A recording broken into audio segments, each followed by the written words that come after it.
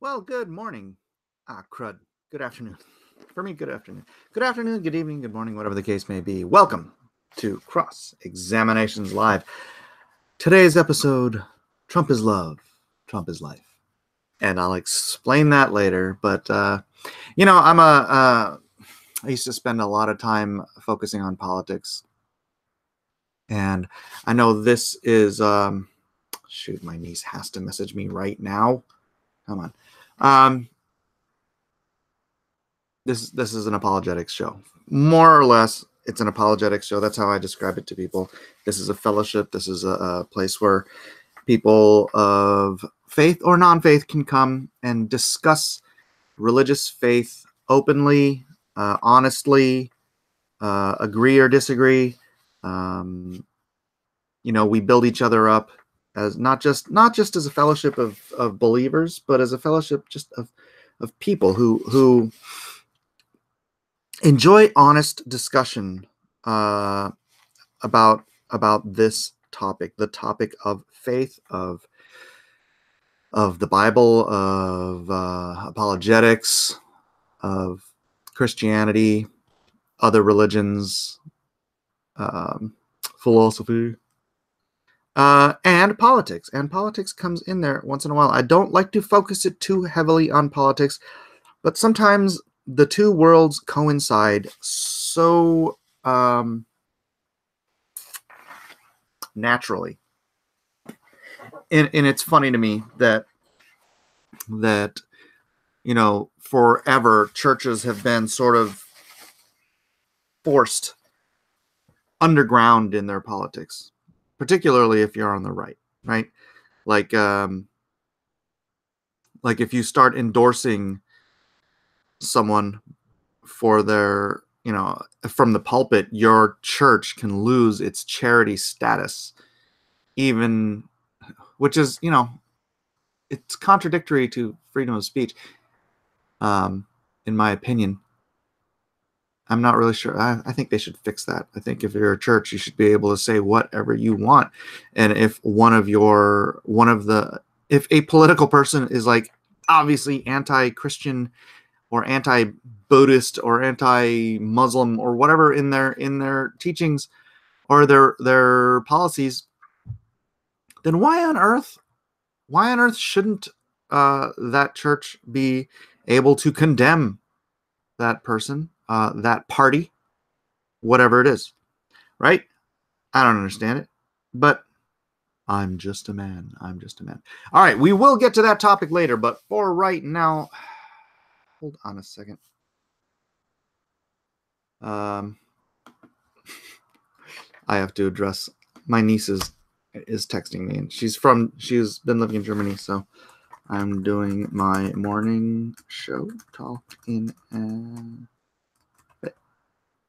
oh, actually, you know what? No, I'll just, if you could hold for a second.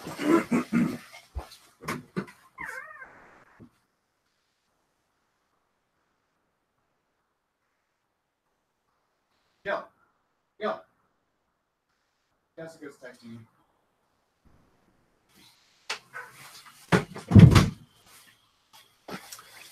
Alrighty then. Sorry.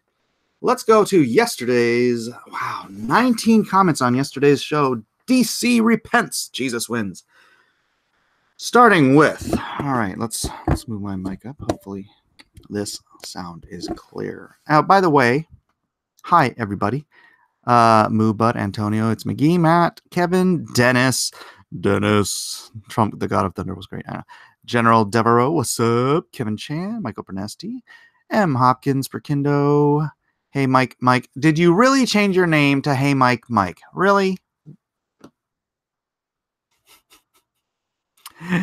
And everyone who came in a little bit late, thanks for being here. Please do like and subscribe if you have not already. And right now, hit that share button. Let some more people know that we're in here.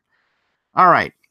D Super Crusader from yesterday's comment section. DC had no business publishing this bigoted, politically charged trash fire.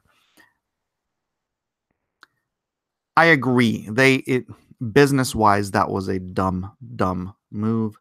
However, they did have the right to. So flipping the bird to more than 3/4 of their potential customers in North America makes no sense. Not business-wise. Only ideologically does that make sense. And 2.5 billion people worldwide, who would want them as customers, right? I know, right? I found DNC's response video confusing. I haven't watched it myself, so I cannot tell you. Getting G.I. Joe canceled because of the insulting content and behavior of its creators in the second series before it came out. Good. Getting DC to reconsider publishing a book, Pearl Clutching, by overly sensitive church ladies, an attack on free speech and tantamount to book banning. Well, I haven't watched that, and if that's what he's saying, then yeah, I think there's a little bit of hypocrisy there. But whatever. As an author, you are not entitled to publication. You query your work and hope for the best. Publishers choose every day what does and does not fit their brand, and what will be profitable or detrimental to their business. Choosing not to publish a book that directly attacks a large portion of your readership isn't a banning. It's a good business decision. The hate-filled weirdos that created Second Coming are free to seek publication elsewhere. I do not disagree. Super Crusader. I'm almost out of coffee. I don't disagree. It is, I think it was just, I don't know, maybe it was a publicity stunt. Maybe it's more of DC. You know, I think ever since Superman was killed off and they got on CNN and all the local news, Superman dies. I feel like Marvel and DC have been chasing headlines ever since, right? To the detriment of the greater good of the industry. They've been trying to do events and shocking things and crap like that just to snag headlines, to get some free press. It's entirely possible that this allowing Second Coming to be solicited was just such a stupid move. And ultimately, I believe it will harm DC as a company. So take your lickings, kids. Salty Headroom says, I spoke to some officers today and they said that law enforcement can find the person who called in the SWAT on Peter Smetty. The process takes a bit. Unless the person used a service or something like online number, it will probably be too difficult. But if they... What is that noise? Weird. But if they used a burner or a prepaid or foolishly their personal cell number, they will find them. Yeah. Yeah, that's what I already thought the same thing. Feels on Wheels says, thank you, church ladies. Star Valiant says, Pace is going to crap his pants when the Lord returns. Can't wait. Well, I can wait. I want more people to be saved before the Lord returns. So, Such Modan. I really like you, Mike, but please, for frick's sake, stop with all the annoying noises, sounds, and voices. It makes me not want to watch or listen. Sorry, Satch. The noises, you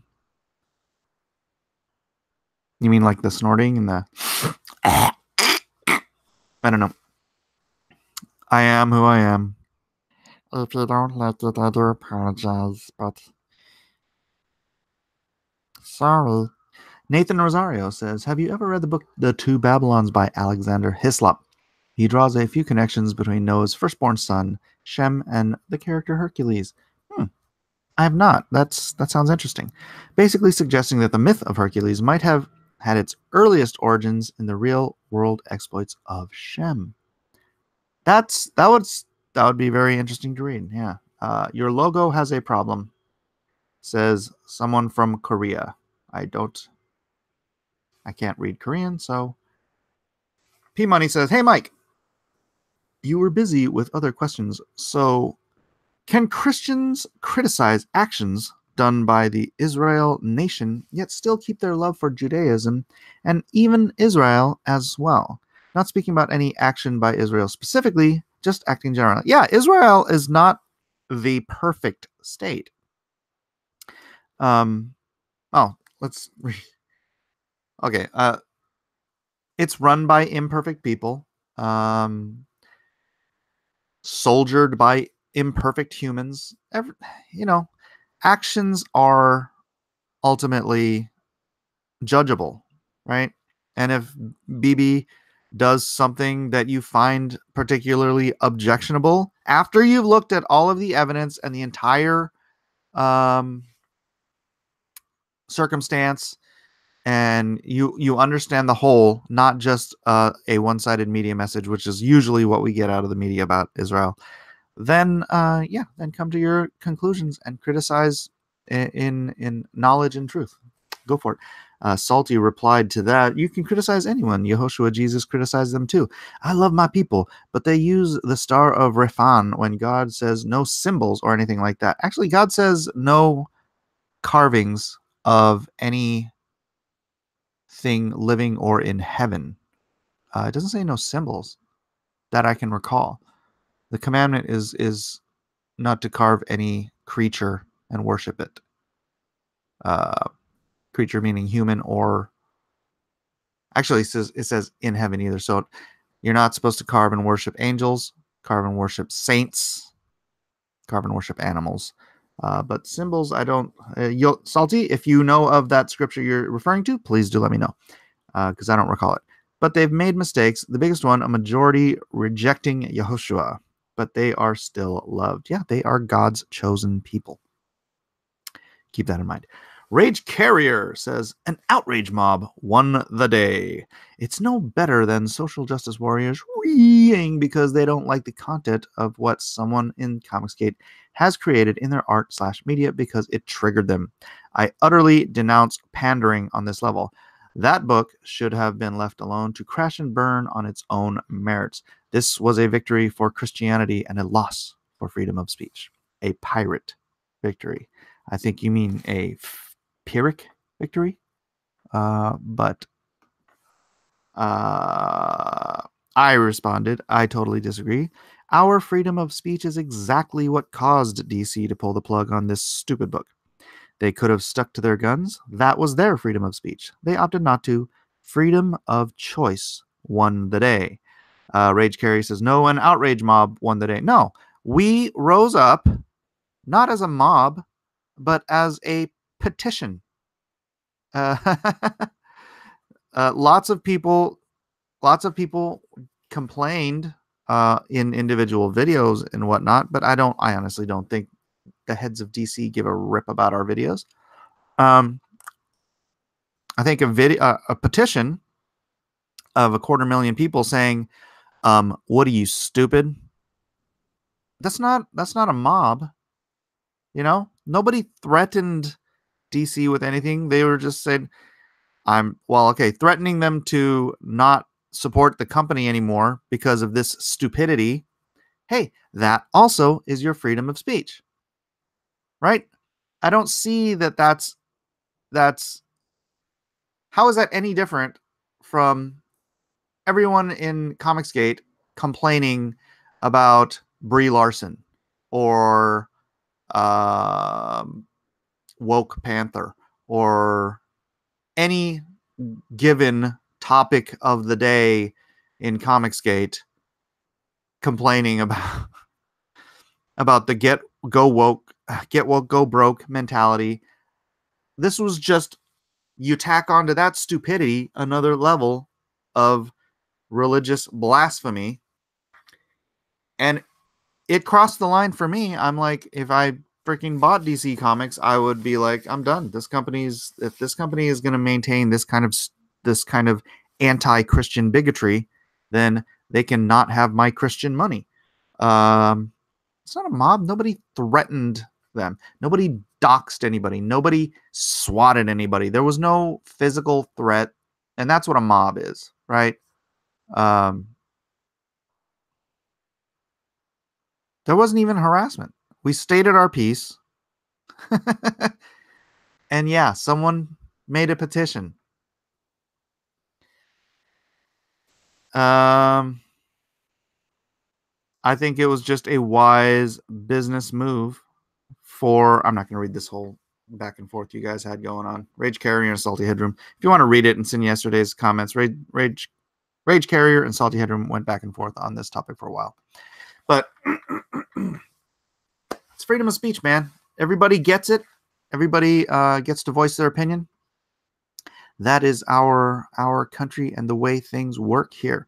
So if you don't like it, I guess move to Venezuela.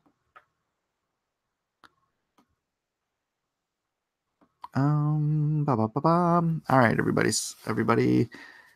is saying, hey, Mike. Very annoying.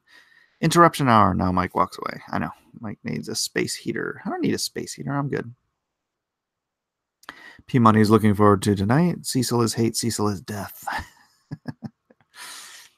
Oh, Cecil is the Holocaust. MPM, be nice. Michael Von Dregel. Cecil is the Armageddon. Hikaru says, hey, ex-gal. Cecil did nothing wrong. Hikaru says, Mike, I agree with you on DC having the right to publish the book, as stupid as a business decision as it was in the first place. They absolutely do. Absolutely. They have the right to make any stupid decision they want to, and we have the right to complain about it. And we did, and they made a wise, or they tried to make a wise decision after the fact, I think, by pulling the book. So, hey, everybody. Elric says, so that counts Marvel out because of the so-called progressive comics don't make money. I don't know what that was in context to. Kevin Chan says, your boy Zach understood the backlash on the Second Coming Vertigo book, but he said, but he said it was better to have the book released by DC because they have the right to, instead of it being canceled. Well, DC has the right to cancel a book. Yeah, they have a right to publish it. They have a right to cancel it. Nobody forced DC to do anything. Right? This isn't, nobody jumped in with guns blazing or the threat of any kind against the business of DC other than we're not going to buy your books anymore. Certainly nobody was going to buy that piece of crap. And yeah, had they published it, whatever, then let the chips fall where they may. This is all freedom. No one is censoring anybody's freedom of speech, of publication, of anything at all.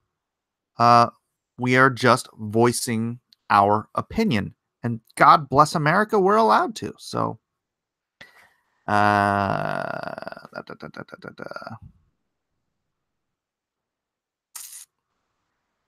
hey, Mike, I thought about that as well. Dennis Peruch. What does Dennis say? Oh, not tempted to change my name to hey, Ethan. Yeah. Lou asks, what happened to the Game of Thrones themed videos and streams? They were not catching any traction. We're probably going to go back after the season starts up again and do the Night's Watch on Monday nights after Game of Thrones episodes air. So we'll do that. It'll heat up again. Hello, Dragon. All right, let's see. Where are we at time-wise? 18 minutes and 52 seconds. Are we talking about that Jesus DC comic still being made, just not by them? Well, I don't think it's found a new home yet, Scott. TPQ says, Acts 7:43. Yea, ye took up the tabernacle of Moloch, the star of your god Rephan, figures which ye made to worship them, and I will carry you away beyond Babylon. Yeah, I just don't buy the argument that the Star of David is the Star of Moloch or the Star of Rephan. I don't see any historical context for that being the case. I think that's a later tack on thing. So I really don't think that the Jews would have Oh yeah, let's use this star because it's associated with this evil deity. Let's use that to symbolize the one true God of heaven. I don't think that's the case. I think that's all conspiracy theory hogwash, in my humble opinion.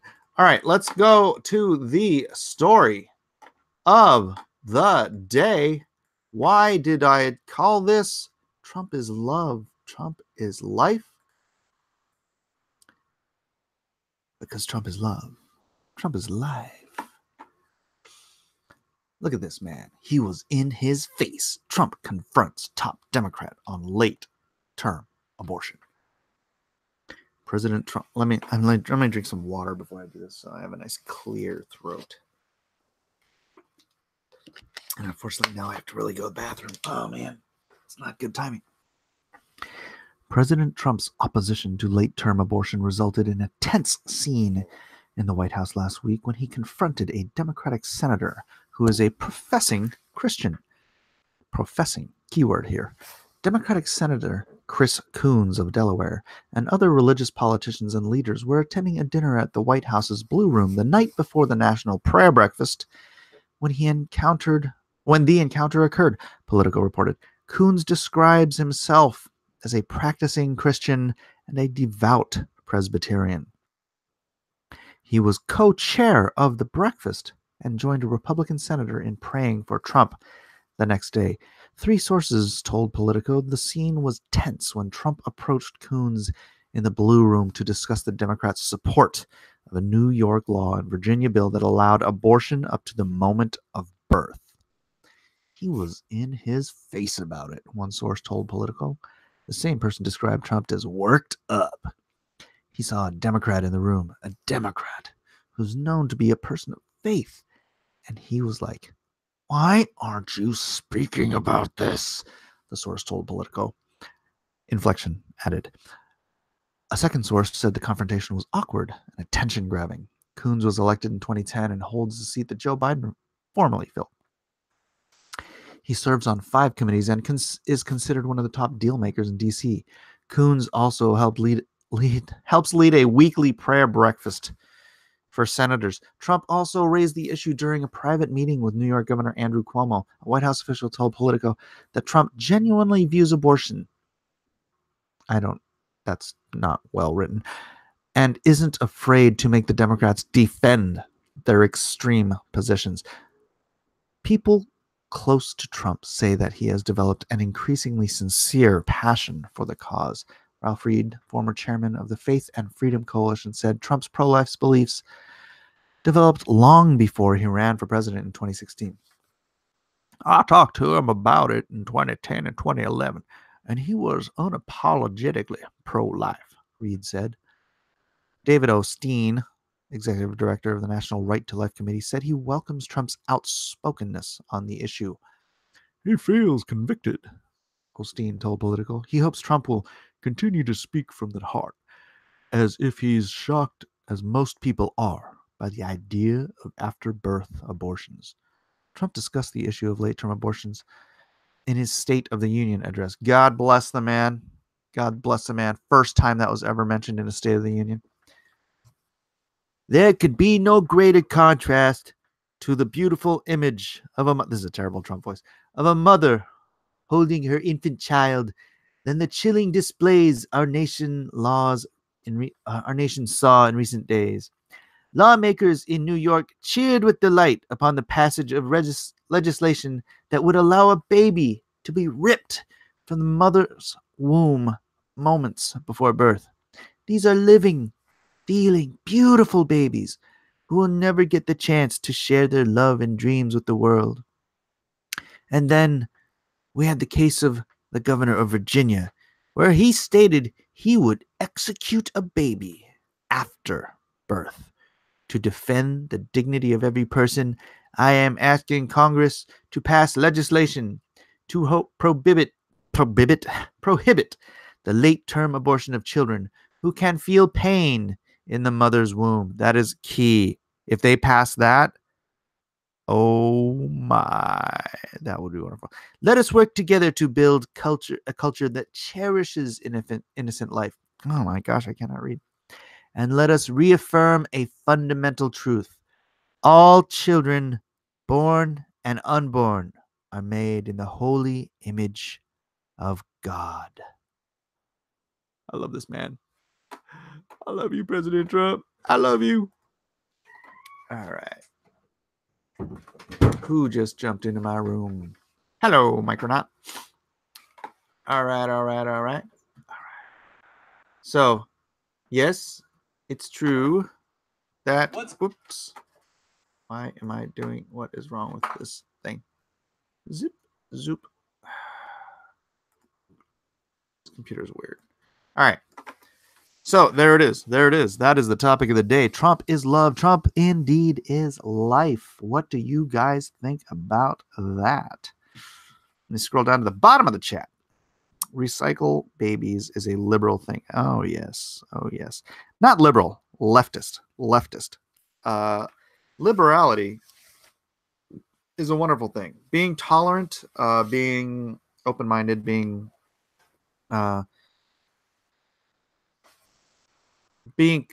classically liberal is a great thing. Being a leftist is poison.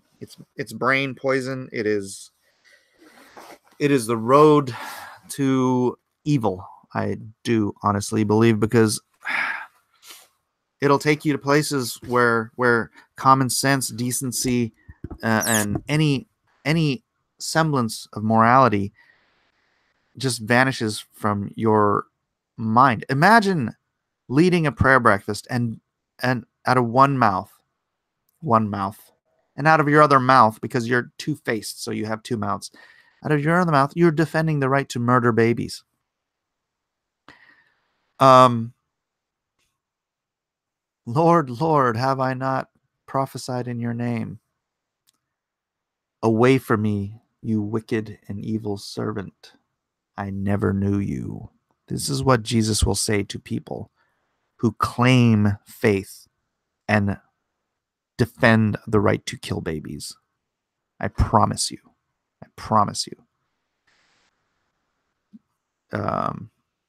Democrats won't even pass a bill to outlaw infanticide. They wouldn't even applaud Donald Trump when he was arguing against infanticide. This is how disgusting that mindset will twist your mind. I mean, it was like, I hate to keep bringing it back. This has nothing to do with Scott Kurtz, but this is the Scott Kurtz thing where something in your ideology, in your firm foundations of leftist thought, won't allow you to give your friend, someone you claim to love, the right to speak his own mind without repercussions and reveling in those repercussions. Was it worth it? Was it worth it? Speaking your own mind and then losing your career. Was it worth it? Well, it's worth it to him. Well, it's not worth it to him because he has no repercussions. These people have no repercussions. The culture at large, the media at large, defends their right to be repugnant and vile and evil. Hey, you know what? The Bible says that Satan is the ruler of this world. So that explains quite clearly why they're allowed to, right? Because their ruler, their king, their God, Satan, allows them and indeed encourages them. Yeah. If you can't step back from that line of thinking and realize that there's something sincerely wrong with the way you think, then I think it's you're too far gone. You're too far gone from what is moral, ethical, and truthful.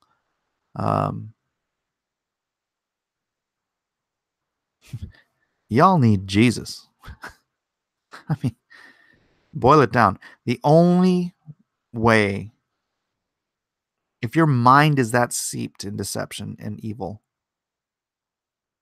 the only way that your mind, your heart, and your soul can be turned around is by truly, truly repenting and seeking Christ. I honestly don't know how else, because it would take a miracle. It would take that level of miracle to pull someone's head that hard out of their own rear. Dennis Baruch says, we all need Jesus. Amen, amen. Thank you, Seamus, for suggesting that. Hit like and share, folks. Like and share. And if you are here for the first time, please do hit that subscribe button. We are here every day but Sundays, spreading the good word and discussing, debating, dialoguing, fellowshipping, befriending, and having a good time. Da, da, da. Let me see. Let me scroll up to...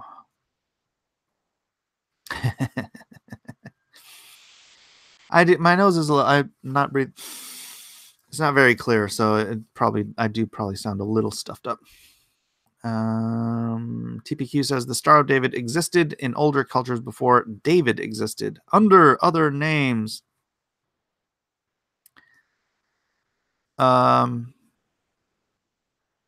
Show me, because I have done some research into this. I did a video about it before, and I didn't find anything that was particularly convincing about the whole it being the Star of Aelion or whatever the other god's name was.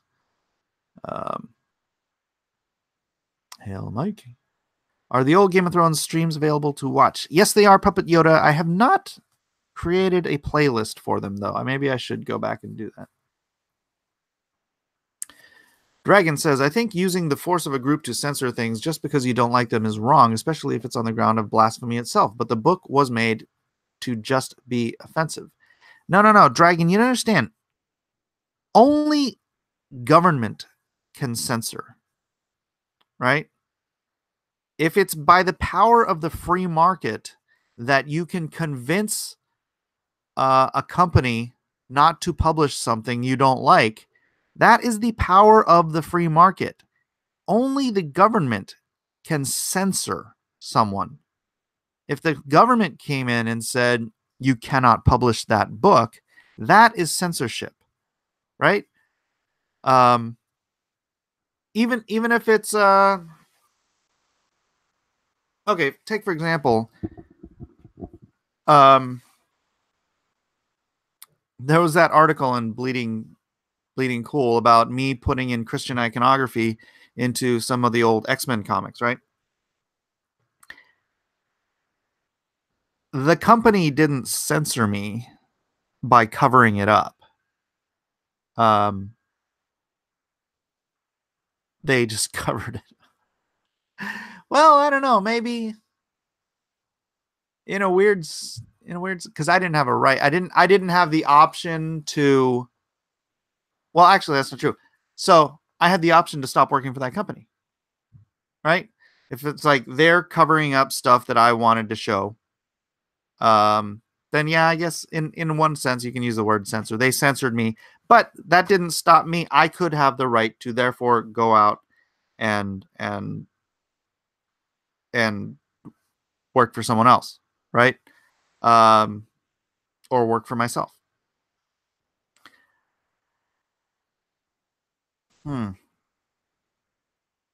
But this, I'm just saying, in DC's case, their right to publish or not publish, that is based on the free market, right? That is not, no one is forcing their hand.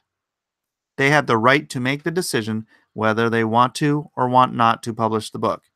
I think deciding to publish it in the first place was a stupid idea. Deciding to not publish it now, I really don't know how much it's going to make a difference in the long term, but I'm glad. Am I being hypocritical? If DC decided, if I brought a book to DC, let me just put the shoe on the other foot so I can think this through. If I brought a book to DC and it was about the story of Christ told in a respectful manner, and they published it, or they solicited it, and then a crowd of atheists signed a petition to get me shut down, would that be censorship? Or would that be the free market? Or would it be some weird combination of the two? I would be upset, but it would still be the free market at play. And then I would conversely complain. I would complain probably not in order that they would publish it, but in order that people would know what DC was doing. So, and then I would take it somewhere else and publish it, or publish it myself. I'd probably take it on Indiegogo. Now I'm just talking to hear myself talk. I don't know. What do you guys think? What do you guys think? Because there are two schools of thought apparently on this. So,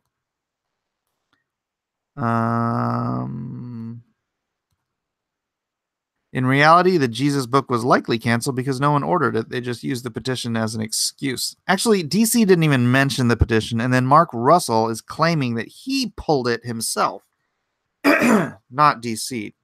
So, yeah. Free market implies it's already in circulation. That's not the case. That's not the case. We exist in a free market, a marketplace of ideas, a marketplace of free speech. Our voices can speak out what we believe are good and bad ideas. Comicsgate does this every single day. Anyone in Comicsgate who has been complaining about all of this social justice warrior crap in comics nonstop for the past year or two, if you guys, the guys that have been doing that, are somehow saying that this action is censorship, you're the ones who need to check the hypocrisy box. Sorry.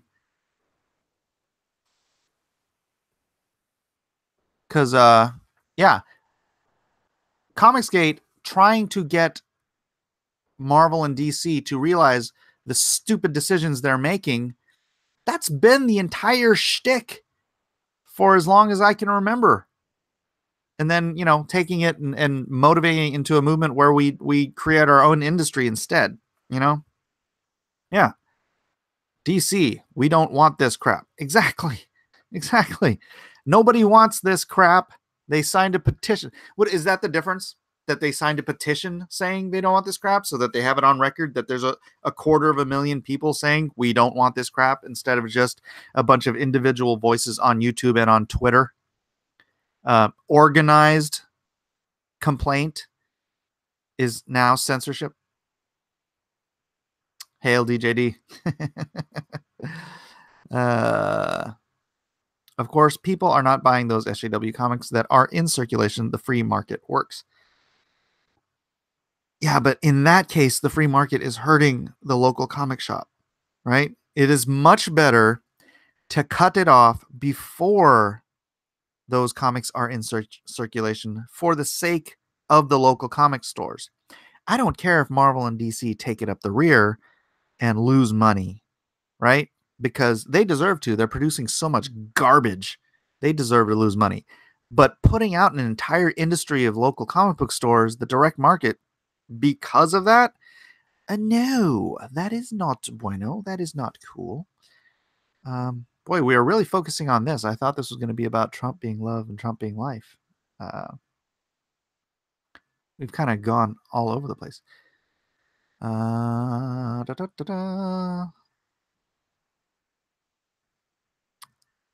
Yeah, Thustra says mob action equals violence. Informing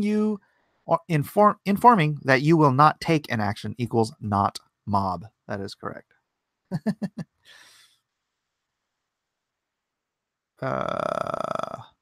Oh, you guys haven't seen? Oh, here. This is what my daughter did. This will be up for auction tonight. I don't think she's titled it, but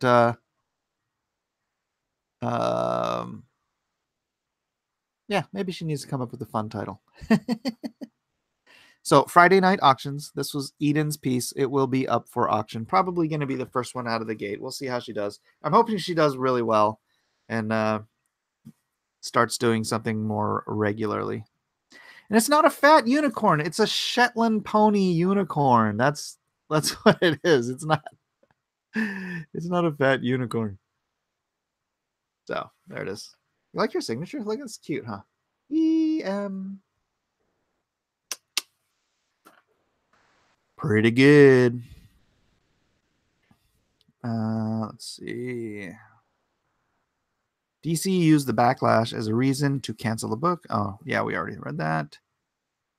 Are you scheduled to do work for every Injustice game? No, Tube Socks, and I am assuming I will not be invited to the next one. Although, man, that's going to be a long time coming. I talked to my editor on the book, and he's like, NetherRealms is working on Mortal Kombat 10 or 11, whatever the next Mortal Kombat is. That's going to take years. And then after they do that, then they will start worrying about the next Injustice storyline. Man, it really annoys me that NetherRealms refuses to allow me to publish or to talk about my Injustice pitch. They paid me. NetherRealms, Warner Brothers Games, they paid me to write the Injustice 2 story for the game, and then they ditched it. They didn't use it. I think it's because mine took place 15 years after the first one. So I'm kind of hoping that they can use part of it for the third one, although it doesn't really work. But it was such a great story. I really want to show people, but NDA, don't want to get sued. All right. Here we go. Artemis Arrow.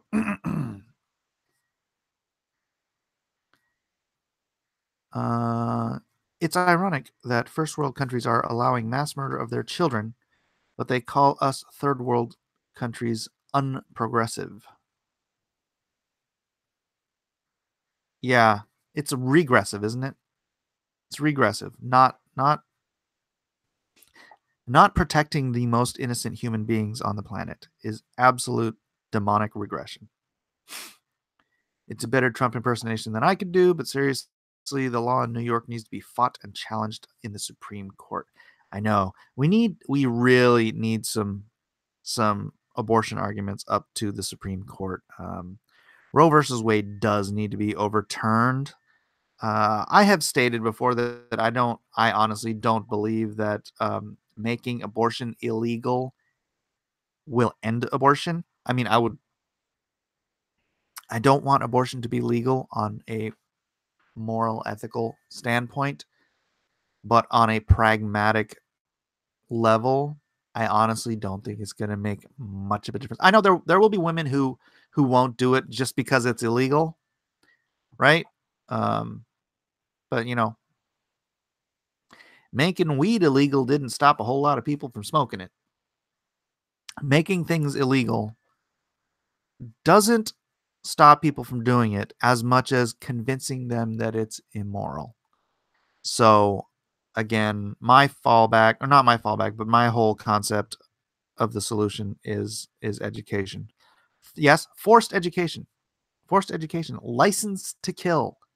You must take a class proving with absolute certainty that you understand everything that you're about to do, not only to the unborn child in your womb, but to the psychological and physical health of your own body if you tear a child from your womb with tools designed for destruction and killing. It's not good. There's nothing good. There's nothing good about abortion. And if I believe wholeheartedly, if we made it mandatory that women understood everything they had to go through, it would reduce abortions by about 70%, which would do far more than to stop abortions than even making it illegal would. And, you know, to me, that's the whole point. It's not whether something's legal or illegal. It's whether or not we can stop it from happening, right? Custom Elvis has arrived. Thank you for arriving, Custom Elvis. I like you. I like you, Elvis. I like you very much. You're gonna win this race. P Money. I'm Canadian. Too busy getting mad at my own leader to worry about Trump. That was terrible. I wasn't even doing Canadian. Kevin Chan. Classical liberalism and conservatism were the good old days. Nowadays, one side has fallen to cultural Marxism or leftism. Hard, far gone liberal. The hard, far gone liberal. I don't. You might want to reword that. It's McGee. Congratulations on that amazing blowout of a campaign. Oh, yeah, it's McGee. It's McGee.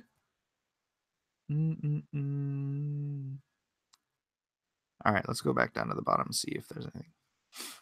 Abolishing slavery only went so far, too. That's true. That's true. Hey, Ethan. Yeah, there were still people maintaining slavery even after it was abolished. It was really interesting. Lemonade. Let cool, refreshing drink, says Comic Book Bob. The problem is that people will do it whether it's legal or not of attitude makes people apathetic. Well, there's also the you can't legislate morality thing. The reason I came to this conclusion about it, about the legality of it not making it an effective tool, is my purpose, my desire is to limit or end abortion, right? In Brazil, and this is old news, so I don't know if they've changed the laws, but when I checked, in Brazil, abortion was illegal. And they still had more abortions in that country with a smaller population than the United States than we have in the United States. So it's illegal in Brazil, and they do more of it than they do here. It is not the legality or the illegality of it that stops people from doing it, right? Smoking is legal, but we have convinced enough Americans that smoking is bad for you and it's culturally frowned upon that, I hardly ever see anyone smoking anymore, right? And personally, I don't care. Smoke, don't smoke. Yeah, it's unhealthy, but I believe you have the right to do any stupid thing you want to your own body. That is my libertarian perspective on this. And I understand in abortion, it's not your body. And I am 100% anti-abortion. I'm against it. I am more pragmatic about how we can battle it than most. A bunch of pro-lifers think they can snap their fingers, make abortion illegal, and that's going to end it. No, it's not. It'll stop some people. It will. But it's not going to be as powerful a stop as making it culturally, ethically, and morally repugnant. And we can only do that through education. And again, like I said, forced education if you have to. Can't we educate and criminalize? Well, here's the thing. I think if we ever got to the point in this country where we had a vast majority of people who have been convinced that, through this kind of an education, when we get the majority of people to be like, yeah, any kind of abortion is repugnant, then they start voting in the laws to make it illegal. I think that's fine. I think that's just like adding frosting to a cake, right? You got to have the cake first. You got to shift the culture so that young girls aren't walking into abortion clinics because they've been told in their biology class or in their sex education class that they're just scraping out a lump of cells. A lump of cells. That's the argument. It's just a lump of cells. It's like excising a tumor. It's like, the worst one. It's just a parasite. All these lies that they're told. They need to know the truth. They need to know the repugnancy and they need to know they're killing a human being is what they need. Right? And if they don't understand that, they're not going to care. And we need, I've heard it. Tish McMiggins. Yeah, that's an argument I have heard over the years. I'm like, you're freaking kidding me. But yeah, it's not snapping your fingers. You can't Thanos the law. Getting rid of Roe versus Wade. Oh yeah, Hardware Wars. It's funny how Roe McCorvey regretted her decision and found Jesus before dying. Yeah, she did a long time before dying. And she fought against Roe versus Wade. She fought against abortion. So did trying to remember his name. He was one of the founders of NARAL. He turned against abortion after the sonogram came out because he had one of his clinicians videotape an abortion, and you can watch it on YouTube. It's called Silent Scream. Dr. Nathan, I can't remember his name. Nathan something or other. But he was one of the founders. He's one of the guys responsible for getting abortion legalized in America. And yeah, he had done like 20,000 abortions in his clinic. And then the sonogram came out. He's like, film one of these things. And so they filmed it. And then after he watched the film back and he saw this little baby screaming in the womb, trying to get away from the tools that were killing him. That was it. He shut up shop and he started fighting against abortion. I don't know if he's still alive, but yeah. He even became religious. He became Catholic. This is a guy who aborted his own grandchildren. Can you imagine? I mean, yeah. But yeah, it's funny. So Roe and one of the founders of NARAL turned against abortion. The people who started this thing changed their minds later in life. But, all those women out there who have murdered their own children, when they change their mind later in life, their hearts are just riddled with regret. And this is a personal issue to me. I'm not going to describe how, but it is, regret is, how those things, God forgives everything, right? But there's certain things you'll never forgive yourself for. And I honestly don't think that's necessary. Knowing God forgives you is enough, I think.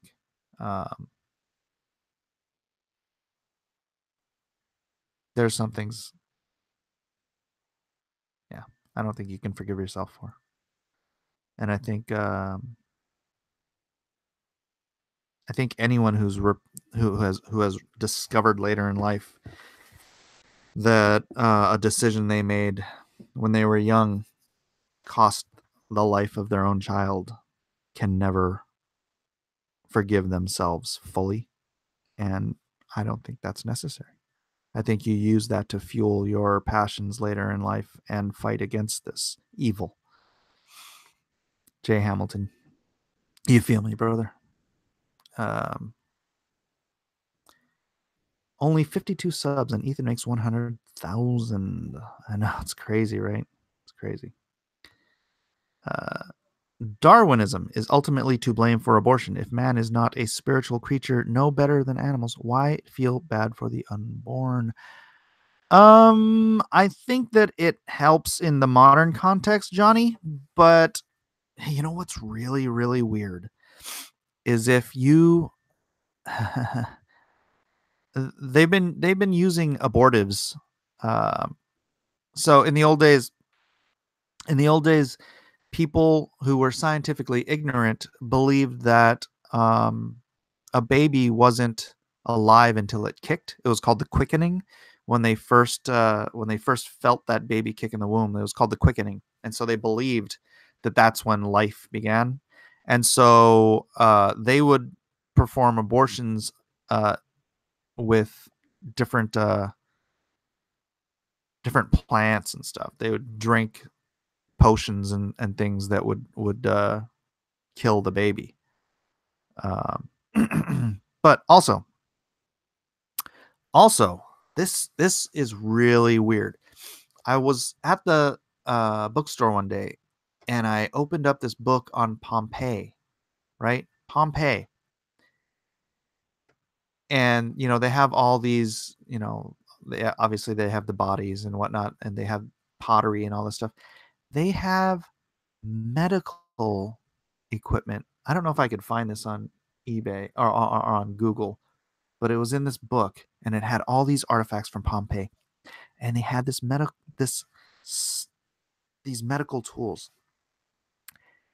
tools that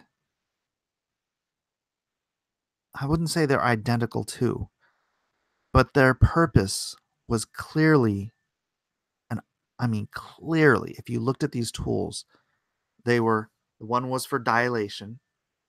There was a scraper.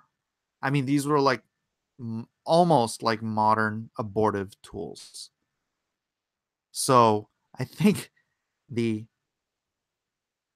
modern abortion was invented in Pompeii. And what happened to Pompeii? Right? What happened to Pompeii? And more importantly, why hasn't that happened here?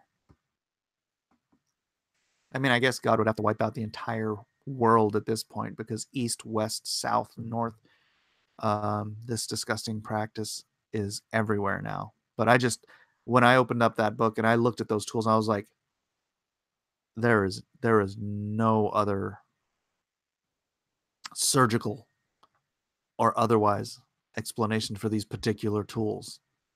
They were, yeah, yeah. God got pissed and wiped them out, says Jay Hamilton. I think I seriously believe that is what happened. Because wow, that's not drinking a potion. That's not drinking some herbs and roots. Um, that's that is reaching in and grabbing an unborn baby and ripping it out of the womb. Woof. Ledger Domain says, true, Mike. Let God kill all the children of Pompeii, you idiot. Well, it's called nipping it in the bud.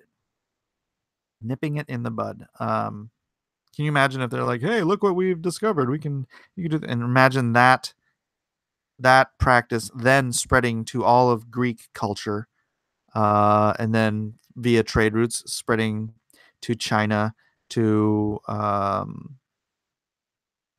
all over Europe, all over Africa. Imagine if that technology had gotten out, not in the 1900s.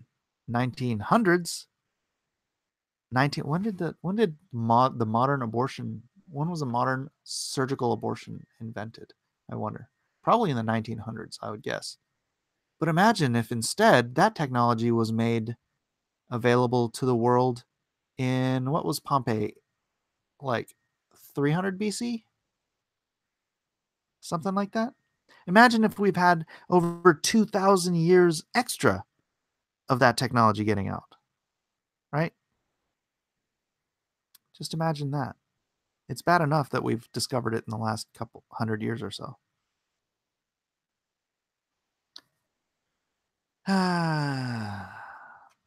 Sorry if this has been a somewhat depressing episode of cross examinations, but it's kind of a depressing subject. And but at least, thank God Almighty, we have a president in the White House, the most powerful man in the world, who is standing up for the unborn, who is a righteous crusader against this abhorrent Holocaust against mankind. So thank God, Trump is love, Trump is life. Anyways, that's been an hour, guys. Really happy you were all here. Thank you for sharing this time with me. Thank you for this fellowship. Thank you for your love and your regular attendance. If you have not already, please do like and subscribe and hit that share button. Let people know that we are here every day but Sunday in this wonderful fellowship called Cross Examinations. Be good. Spend some time in your Bible. Spend some time on your knees. Grow your faith and your relationship with God. And do not forsake fellowship. Love you all. Peace out.